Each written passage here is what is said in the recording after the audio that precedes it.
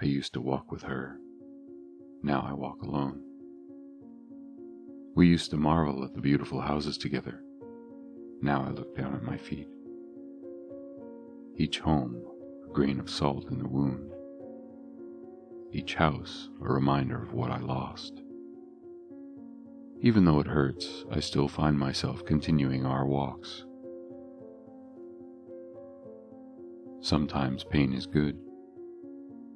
I'd rather feel the pain of her passing than not feel her at all. She's alive when I walk. She's the shadow that strolls behind me. Though I can't see her, I can feel her. Her presence is like a windbreaker draped across my shoulders in an especially violent storm. The pain isn't gone, but it's bearable when I'm moving. I can't speak to her, but she's there. When I trip over a root, a hand steadies me. When I veer off course, I feel a gentle nudge. And every day I end up in front of the same house on Jackson Street. A grand home, at least at one point it must have been. The windows are boarded closed, the door is locked. Beware trespasser signs are strewn haphazardly across the tangled mess of the once impressive lawn. I feel her presence strongest here. It is almost tangible, as if she's hiding behind a thin curtain. I call to her, yet she never answers. I reach for her, yet I can never lay hands on her. It is here on my journey where my emotions get the best of me. Every day I come, every day I cry.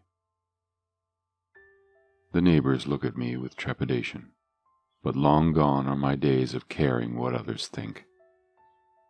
I stand there, an old man, face in my hands, and weep for the woman I lost. Let them think what they want, but my Lenore was worth every tear. I feel a tap on my shoulder and look up to see the front door of the house swung wide. Light is pouring out of it, and there she is, my Lenore. I rush towards her and the gaping maw, towards the woman I've lost, the woman who heard my cries and has returned for me. As I barrel forward through the brambles and overgrown weeds, I hardly am aware of the scrapes and cuts. Nor does it bother me that I trip over a hidden bottle and go tumbling face first in the dirt. I sling myself forward with the stamina of a much younger man. And then, I am there standing in touching distance of her. It's her. She's got the same strawberry blonde hair that always tended to leave me breathless. It's wrapped in a French braid with a daisy tucked behind her left ear. She looks younger by nearly 20 years. Her nose and cheeks are dusted with a fine layer of freckles. I began to giggle like a schoolboy as I remember I once tried to count them. 23 is the highest I got before I found my mouth on hers. And suddenly I have an inappropriate urge to pull her close and continue the kiss in front of God and all the neighbors. Shortly before I do just that, she vanishes, leaving me standing in the front door alone once more. I look around the hallway and notice it's fully furnished. There is no dust or decay.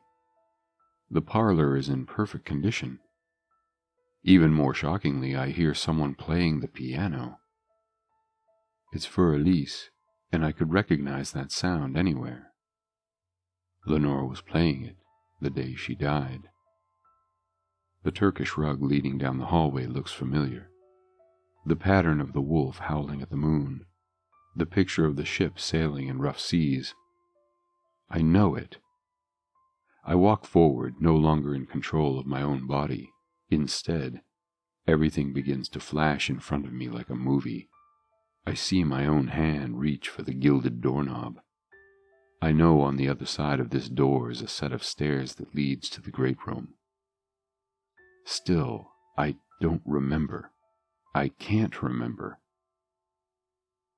They threaten to come back, but I don't let them. I don't want to remember. I'm back. Oh God, have mercy on me. I'm back to the day my wife died. I come to this conclusion even as my own traitorous hand throws wide the hallway door. I fight for control. I do everything in my power to not see. My eyes fling wide, and I look to see the back of my sweet Lenore's head. The damned daisy still perched behind her ear. She's playing and she doesn't know I've arrived. I know it is coming, but I don't want to. Yet those damn feet, those mutinous keep pushing me forward. First, up one step, then two.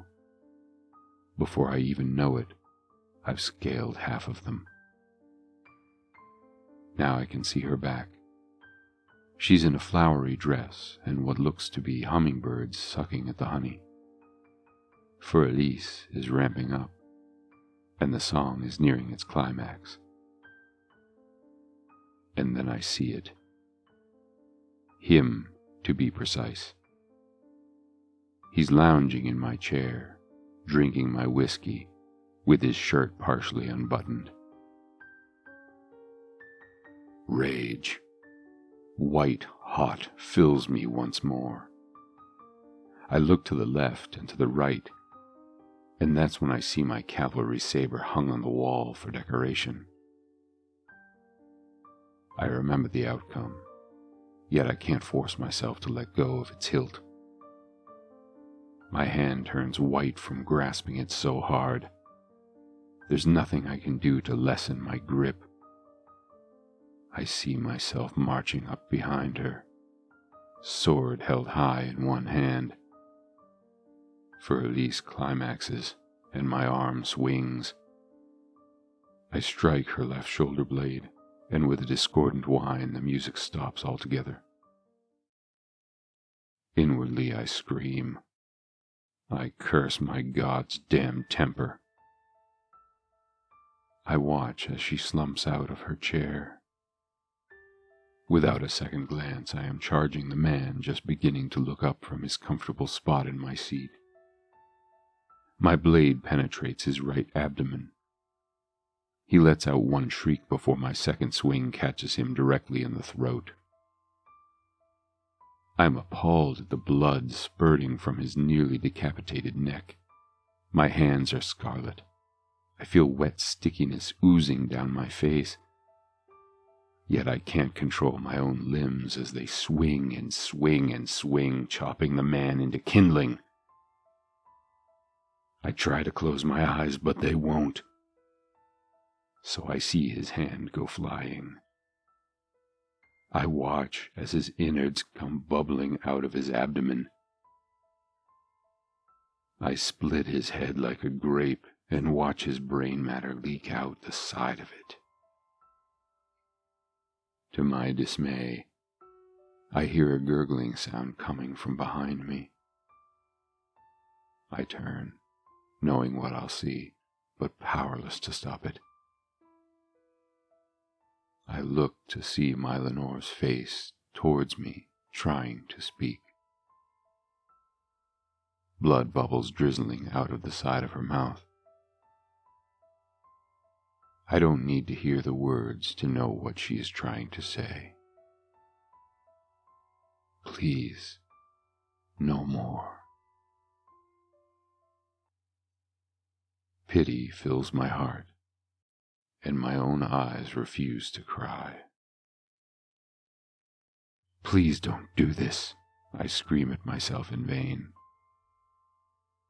I watch as I slowly move towards my former wife, letting the blade carve a wicked groove into the marble floor. With no mercy, my arm swings the blade up once, then twice, then 3 times, and all goes black. Finally, I regain control of my limbs and body. I look up to see a vandalized great hall with a nasty groove in the marble floor. And there, my chopped wife laying on the floor, looking up at me with dead, yet very still much alive eyes. I see the monstrosity of my late wife clamber to her feet. Her left eye slides out of its socket, running like an egg yolk down her face. Black pustule blood leaks from her wounds. Her right eye locks with mine, and in a slobbering wet noise she said, "I will never let you forget what you did here. Jail wasn't enough for you. You didn't stay your hand, so even in your Alzheimer's I won't let you forget. Same time tomorrow, honey."